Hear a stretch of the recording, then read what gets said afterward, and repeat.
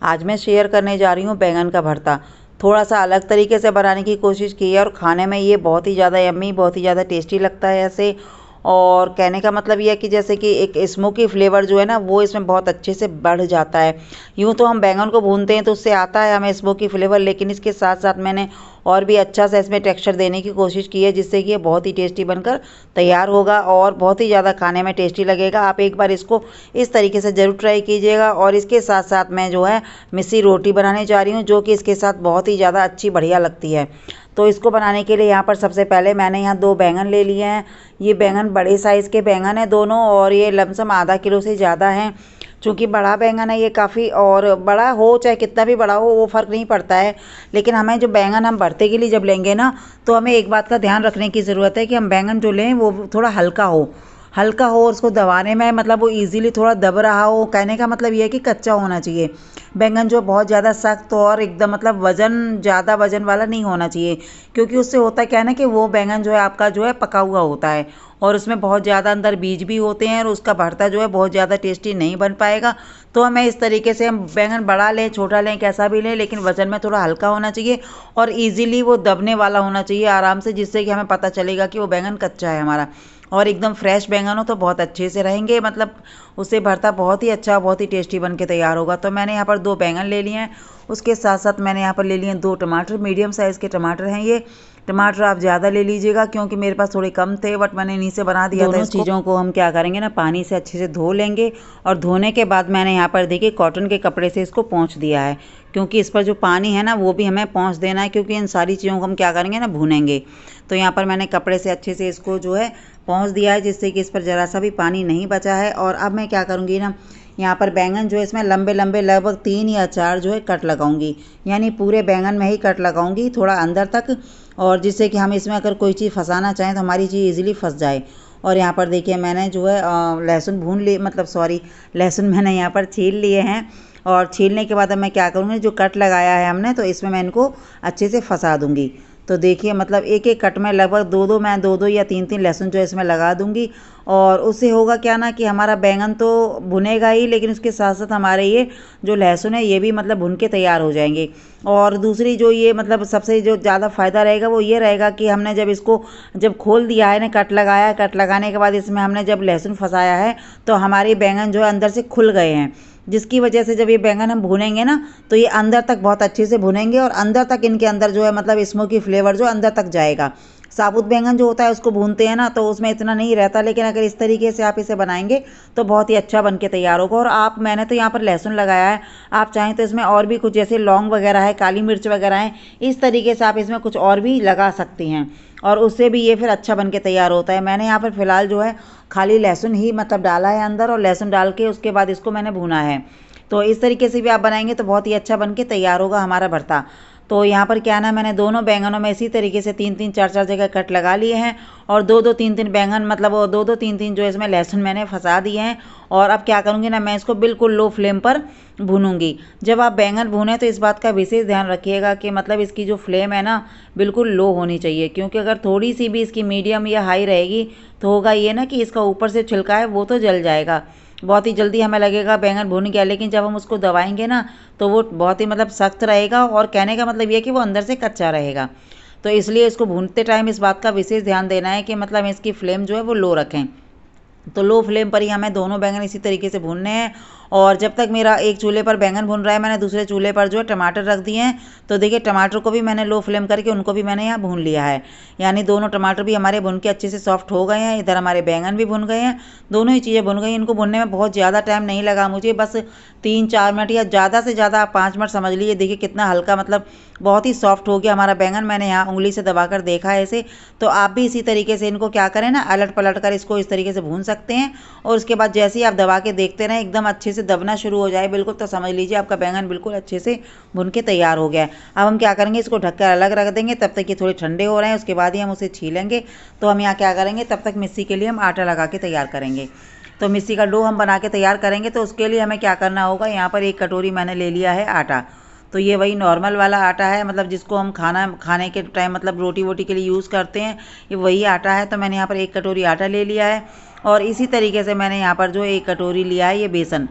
तो ये बेसन कोई सा भी हो सकता है, मोटा वाला या बारीक वाला, कैसा भी आप बेसन, वैसे नॉर्मल ये कड़ी वाला बेसन है जिसको हम कड़ी बनाते हैं, नॉर्मल वाला बेसन वही है, ना बहुत ज़्यादा मोटा है ना बारीक है। तो हम इस बेसन को भी क्या करेंगे ना, हम 1 कटोरी इसको भी ले लेंगे। जो हमने 1 कटोरी मेजरमेंट के लिए निकाली थी, हम उसी कटोरी से जो है दोनों ही चीज़ें नापेंगे। तो 1 कटोरी मैंने यहाँ पर आटा लिया, 1 कटोरी मैंने यहाँ पर बेसन ले लिया, और ये 1 प्याज मैंने जो बारीक काट ली है उसको भी मैंने इसमें मिक्स कर दिया है। और इसके साथ साथ मैं क्या करूँगी, यहाँ पर मैंने 1 से 1.5 इंची अदरक उसको भी बारीक काटा डाल दिया। इसके साथ साथ 2 हरी मिर्चें और हरा धनिया, इसको भी हम जो है यहाँ पर इसमें ऐड कर देंगे बारीक काट कर। कसूरी मेथी मैंने यहाँ पर 1 चम्मच भर के वो ले ली थी। और ये यहाँ पर धनिया और जीरे का पाउडर मैंने भून के मतलब पाउडर बना लिया तो उसको ऐड किया है। थोड़े से चिली फ्लेक्स डाल दिए और यहाँ पर 1 चम्मच मैंने नमक ऐड कर दिया। तो ये सारी चीज़ें मैंने यहाँ पर इसमें ऐड कर दी हैं। और ये ऐड करने के बाद मैंने यहाँ पर क्या है ना, थोड़ा सा यहाँ पर लगभग 1 टेबल स्पून मैंने यहाँ पर भर के ऑयल जो है वो डाल दिया। आप कोई सा भी ऑयल ले सकते हैं, चाहे तो आप घी भी डाल सकते हैं। उसके बाद आधा चम्मच यहाँ पर मैंने हल्दी ऐड की है। और हल्दी ऐड करने क्योंकि इससे ना, हल्दी से इसका कलर बहुत ही अच्छा हो जाएगा। जो हमारी नान वगैरह मतलब सॉरी हमारी मिस्सी रोटी जो बनती है वो बहुत ही अच्छा कलर जब होता है तो उसमें तो वो खाने में भी बहुत अच्छी लगती है। तो इन सारी चीज़ों को यहाँ पर डाल के मैंने अच्छे से पहले मिक्स कर लिया है। और मिक्स करने के बाद अब मैं क्या करूँगी, इसको पानी डाल के इसको सॉफ्ट डो लगाकर तैयार करूँगी। हमें इसका डो जो है बहुत ही ज़्यादा वाला मतलब टाइट नहीं लगाना है, बहुत ही ज़्यादा हमें इसको क्या ना ढीला भी नहीं रखना है, मीडियम हमें लगाकर तैयार करना है। तो इस तरीके से देखिए मैं यहाँ पर जो थोड़ा थोड़ा मतलब पानी डालती जाऊँगी और इसको जो है सॉफ्ट डो लगाकर इसका तैयार करूँगी। तो देखिए इस तरीके से हमें इसका डो लगाना है। और मतलब जो जैसे ढीला होता है ना, जैसे रोटी वाला हम बनाते हैं, रोटी वाले से हल्का सा टाइट रखना है।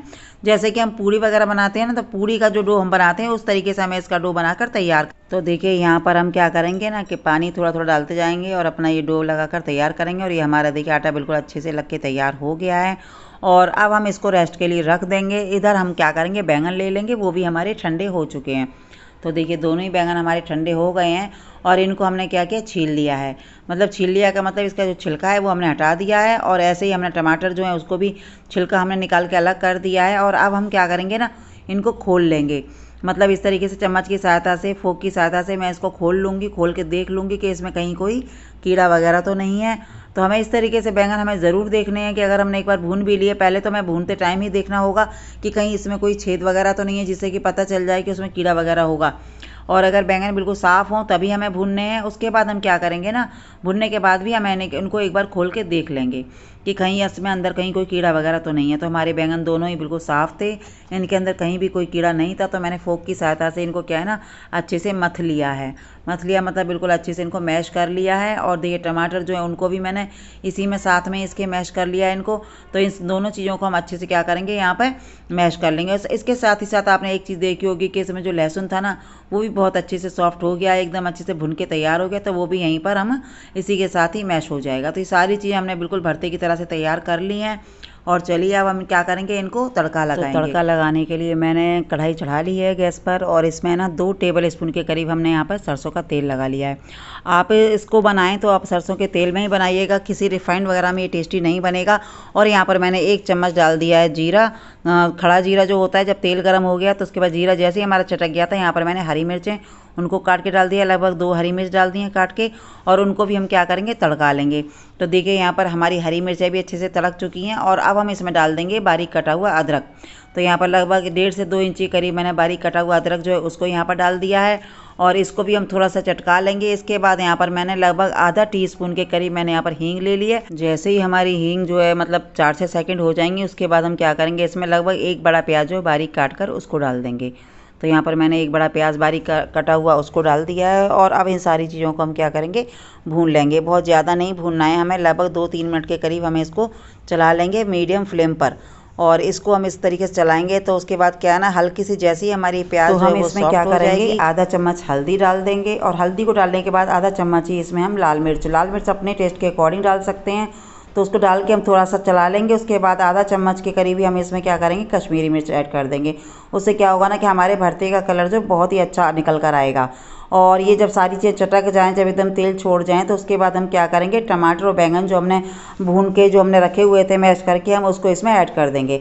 और उसके बाद इसमें टेस्ट के अकॉर्डिंग नमक डाल देंगे। लगभग मैंने यहाँ पर 1 चम्मच नमक ऐड कर दिया, थोड़ा सा कम लग रहा था तो मैंने थोड़ा सा और डाल दिया था। आप अपने टेस्ट के अकॉर्डिंग कम ज़्यादा कर सकते हैं। उसके बाद हम इसको क्या करेंगे, अच्छे से 3-4 मिनट के लिए इसको चला लेंगे। हमारा ये भरता बिल्कुल तैयार हो चुका है। हमें इसे बहुत ज़्यादा पकाने की ज़रूरत नहीं है, क्योंकि ऑलरेडी वो तेल छोड़ चुका है। और देखिए एकदम कितना मतलब कलर भी बहुत अच्छा आया है। इसके साथ साथ हम इसमें थोड़ा सा गरम मसाला ऐड कर देंगे। गरम मसाला अगर आप खाते हो तो ही डालिएगा, वरना स्किप कर सकते हैं। उसके बाद में सबसे लास्ट में हम यहाँ पर क्या करेंगे, हरा धनिया काट कर उसको ऐड कर देंगे। और देखिए हमारे एकदम बढ़िया सा यम्मी सा बैंगन का भरता बनके तैयार हो गया है। देखने में कैसा लग रहा है, और ऐसा एक बार अगर आप बना के ज़रूर देखेंगे तो आपको ज़रूर पसंद आएगा।